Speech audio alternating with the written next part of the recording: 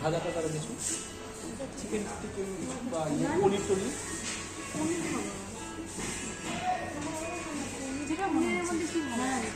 পনিরের ইয়ে হয়, পনির টিক্কা হবে, পনিরের পকোড়াও মনে হয় পকোড়া হবে। টিক্কাটা টিক্কা কেমন হয় কেমন করে জানি না।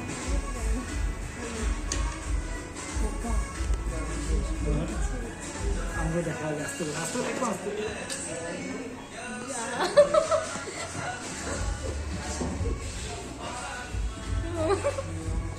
যে স্পিডে দিল ওই জন্য বললাম ভাই তোর মতো কিন্তু ক্যামেরাম্যান হইতে গেলে আমাকে আর একটু সময় নিতে হবে।